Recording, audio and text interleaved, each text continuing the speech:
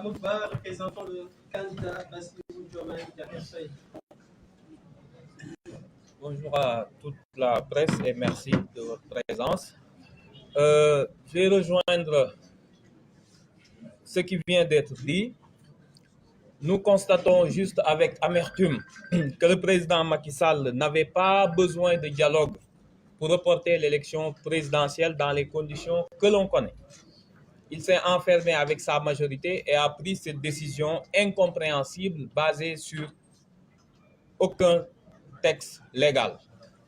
Aujourd'hui, il nous appelle à un dialogue.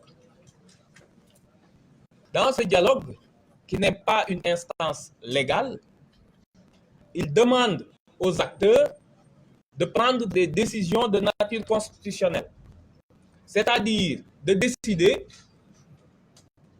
si au 2 avril, il n'a pas réussi à organiser l'élection, s'il peut rester au pouvoir.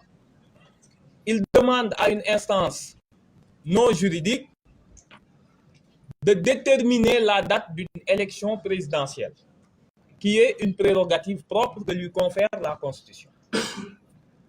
Il demande en outre à cette instance, qui n'est pas une instance légale, de décider si on maintient l'élection ou on reprend complètement le processus.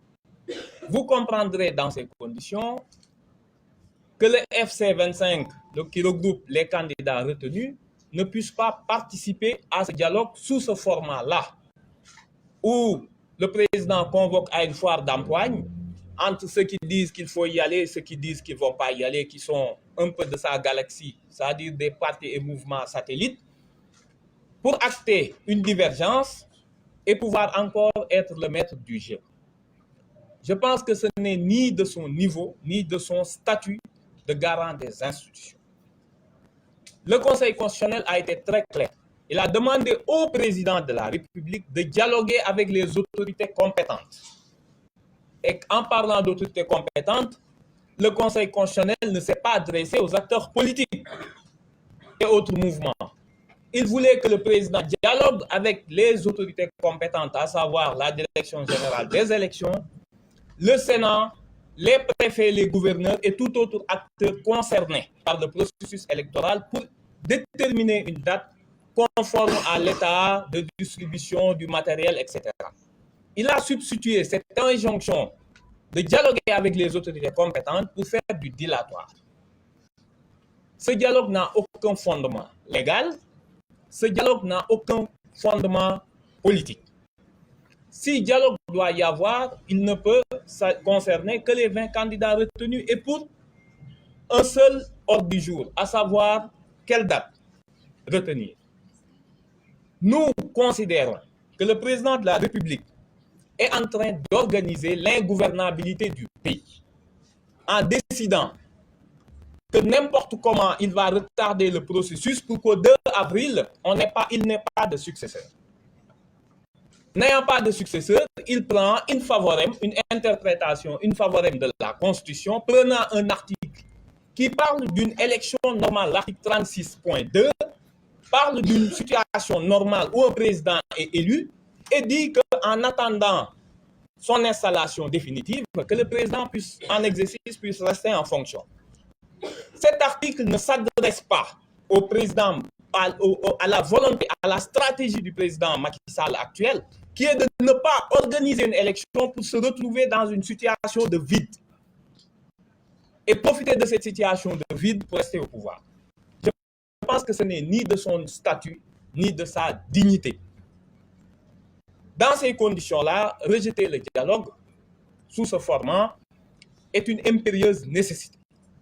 Maintenant, il appartient au peuple sénégalais de comprendre que ce que le président Macky Sall nous prépare est beaucoup plus grave si on le laisse après le 2 avril ne pas organiser une élection présidentielle. Il faut que tout le monde en soit conscient, ça a été évoqué tout à l'heure.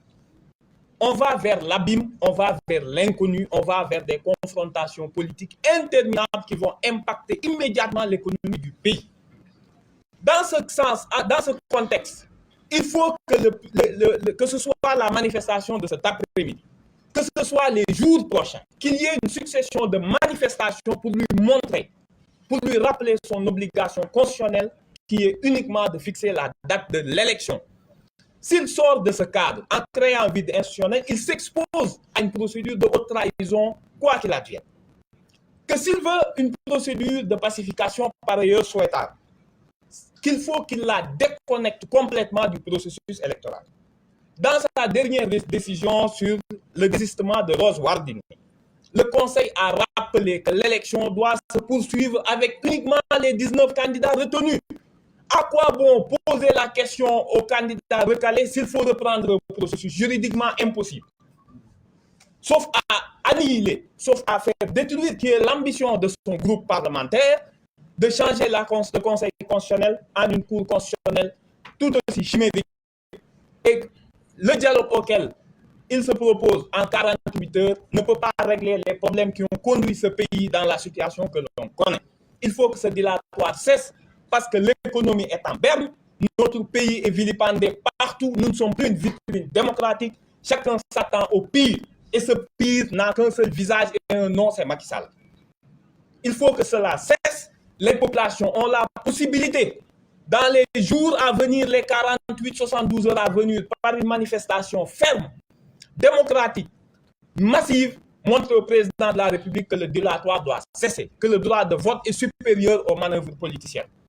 Il revient au peuple sénégalais, qui a, par le passé, perdu beaucoup d'occasions d'exprimer le pouvoir que lui confère la situation, c'est-à-dire d'être le titulaire du suffrage universel, d'exiger l'exercice de ce suffrage. Nous tenons Macky Sall pour responsable de tout ce qui pourra se passer par la suite.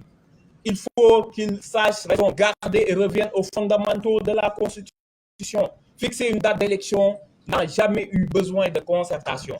Par ailleurs, le Conseil constitutionnel, constatant une impossibilité, lui donne les capacités, les possibilités juridiques de discuter avec les candidats qui sont tous disposés, qui sont tous dans les dispositions d'esprit, d'accepter tout arrangement qui pourrait faire tenir l'élection présidentielle dans des délais pour que le successeur de Macky Sall puisse prendre les rênes du pouvoir le 2 avril. C'est le moment du peuple. C'est le peuple qui doit lui rappeler qui est le véritable titulaire de la souveraineté. Et si ce peuple décide de laisser Macky Sall continuer dans ce dilatoire, il conduira le pays inévitablement vers des lendemains incertains que l'on ne souhaite pas. L'apaisement, la réconciliation nationale passe par un préalable, l'annonce d'une date qui va apaiser les esprits, qui va remettre le citoyen au cœur. Le droit de vote est sacré. On ne peut pas le contrebalancer par des propositions alléchantes de libération ou de pacification. Nous pensons que la situation actuelle est suffisamment grave pour que l'ensemble des acteurs politiques qui souhaitent participer au dialogue de Macky Sall pour l'accompagner dans ses forfaitures s'en rendent compte. Que l'avenir, ils seront tenus pour responsables de ce qui arrivera au Sénégal. Le Sénégal a besoin de paix, a besoin de tranquillité. Nous pensons, nous appelons le président encore une fois, s'il veut dialoguer, qu'il y a les candidats qui sont disposés à le rencontrer, uniquement avec un ordre du jour, fixer la date de la prochaine présidentielle, ce qui n'est pas un exercice difficile. Je vous remercie. Merci.